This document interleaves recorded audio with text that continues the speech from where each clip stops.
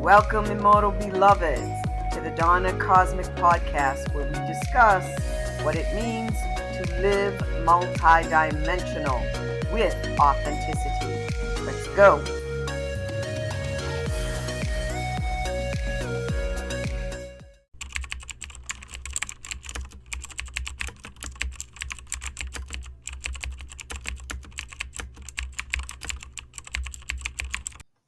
Welcome back to part 2 of the Devil Wears Spirituality Lower Entity Takeover. Let's get right into it. Picking up from part 1 of the Heart Predator episode, spirituality or religion or spiritual and religious groups do not equate to emotional wellness or sanity for that matter. The soul or heart work must be done. All my episodes are for those that have ears to hear. Again, if this episode helps one individual, I've done my function. First of all, emotional wellness and emotional intelligence are actual things. This realm is full of many emotional polarities, simply meaning if you're on this realm, you'll experience the entire spectrum of emotions. The game changer is navigating the emotional landscape in a sane, emotionally intelligent way. The spectrum of emotionally codependent people, by ignoring, pretending, protecting, remaining loyal to, or covering up the sexual inappropriateness of predator person entities, either knowingly or unknowingly enables these predator entities to continue targeting pure hearts. Some believe or think they can either save a predator's soul or are dealing with a child of God, capital G, when in actuality it's not a child of God at all. That part is especially puzzling and baffling because even the character in the Bible book that supposedly cast out so-called devils, even he, in order to cast those devils out, fully accepted that lower entities were actually present in that individual in the first place and needed to be cast out. This character didn't go into denial, ignore, pretend it didn't exist, love the devil out, or hide the devils behind some spiritual psychobabble like we are one or whatever the line of the day is. This character cast out that dense energy, period.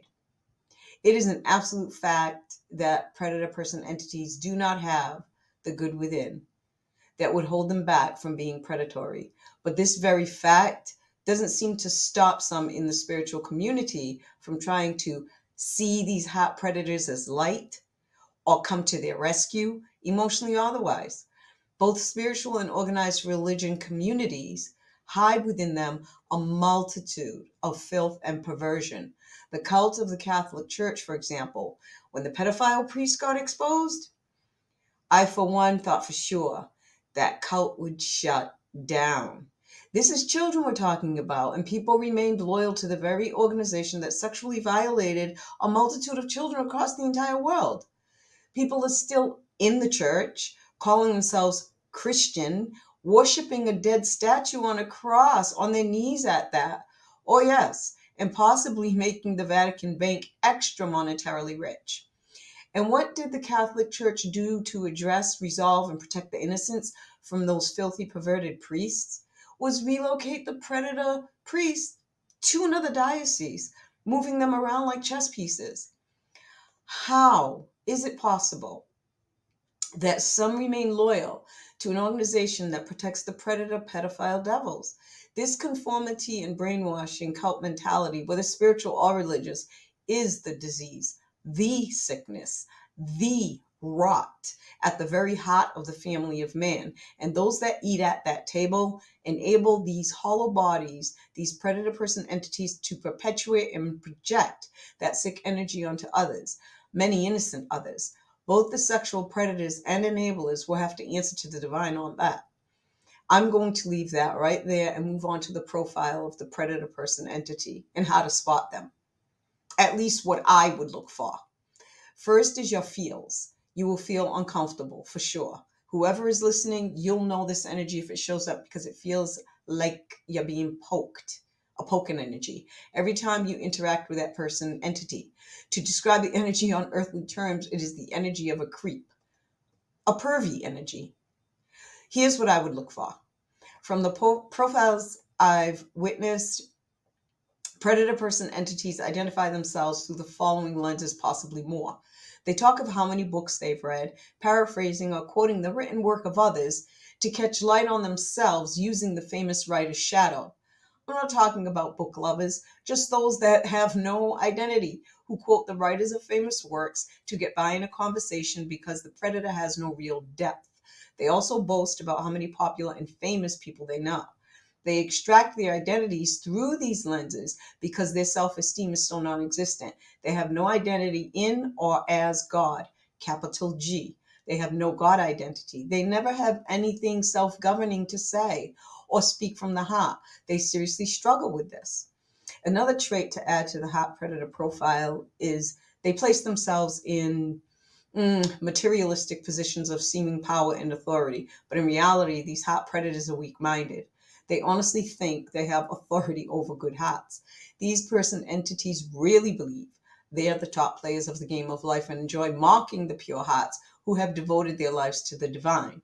Just as spirituality or religion does not equate to emotional wellness, uniforms and titles alike do not equate to authority or respect. Respect is demonstrated and earned. Now, here's the alchemical truth of this entity energy. These hollow vessels enjoy mocking our goodness because they've long ago abandoned their own goodness and no longer believe that they have any. So, the twisted thing that they do is they try to hijack our pure light for themselves and project their self hatred onto us. So, they don't have to do the work of clearing themselves of that spiritual pollution. On the earth realm, it may look like gaslighting. That's a popular term now, so I'll just use that. That's the energy correlation that I pick up. So on the earth realm, it may look like gaslighting. These projection specialists, the heart predator, always tries to get us to do their soul work for them. They'll objectify us by making us believe that we are nothing more than flesh, which is really what they believe of themselves. The fleshly realm is the vibratory playpen.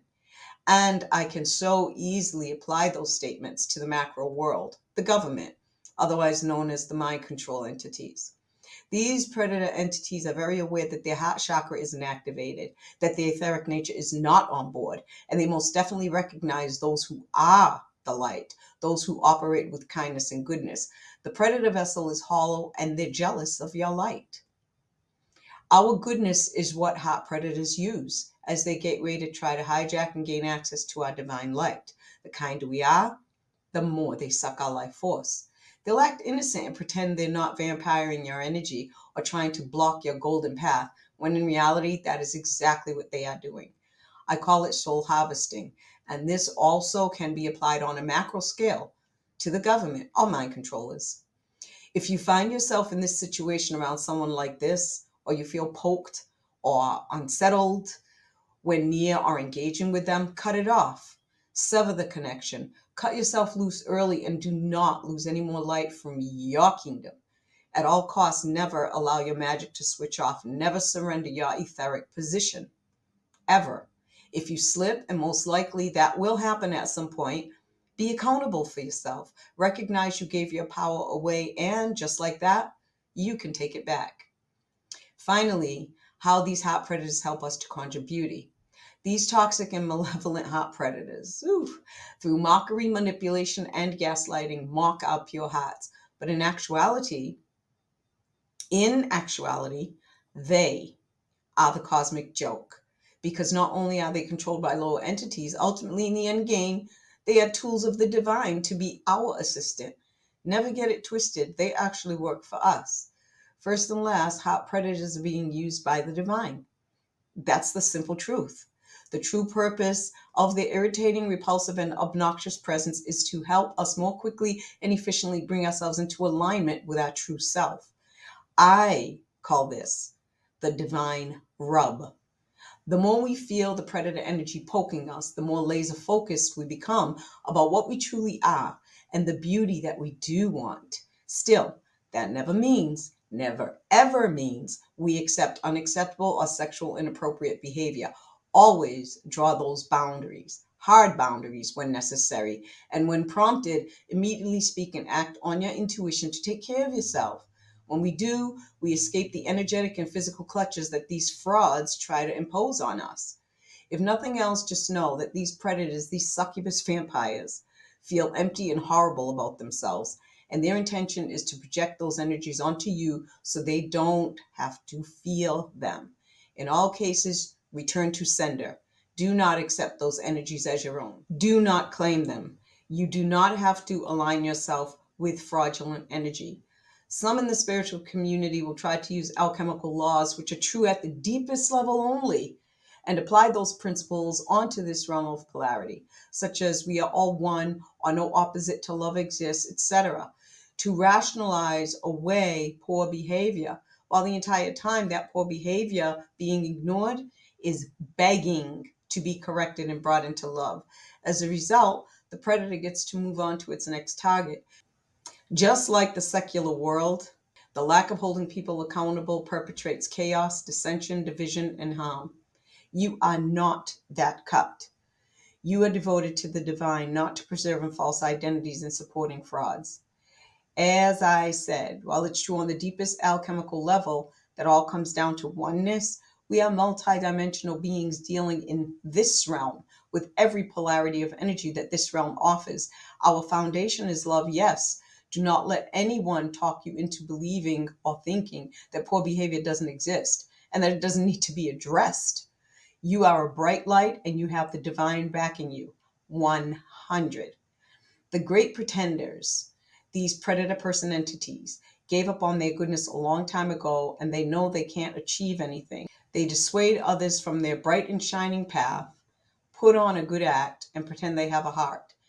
In reality, they no longer believe they have or are the light, the etheric man, and because of those beliefs, they have made themselves a hollow vessel and a perfect host for lower density entity takeover. In other words, no one's home. That's what happens when we forfeit our heart, close it off, or abandon it, and stop believing in our goodness. We become a vessel to entertain all sorts of lower density energies and entities alike. And we can call them devils, demons, we can call them whatever we want. Nonetheless, hollow vessels without heart activations are devil's playing grounds. When we step off of that awkward tightrope walk that engaging with lower entities can produce in us, we sever and annihilate those toxic energetic cords and reposition ourselves directly back into divine alignment, walking upright on our true path, giving ourselves a golden opportunity to clear what I call residual vibrations from an original wound. Remember, they cannot control our pathway. They cannot control our fulfillment. Only you can surrender it. A final word to anyone using enabling energy. Just because these predators wear human flesh doesn't mean there's a God, capital G, operating that vessel. A profound quote I'll leave you with. To pardon the oppressor is to betray the oppressed. Man is an immortal being intended to express the light full frequency, and the highest vibration man can live is being the authentic self. This concludes my Dawna Cosmic podcast for today. It's a pleasure having you here, and thanks for tuning in. Watch for your questions answered in future episodes. For deprogramming help, find my pattern breaking and spell breaking books at lulu.com. I help free people from mental prisons. Leave here today with this truth. Break program, live authentic, because the alternative is an option for failure. If not now, when? See you at the next episode. Love and prosperity.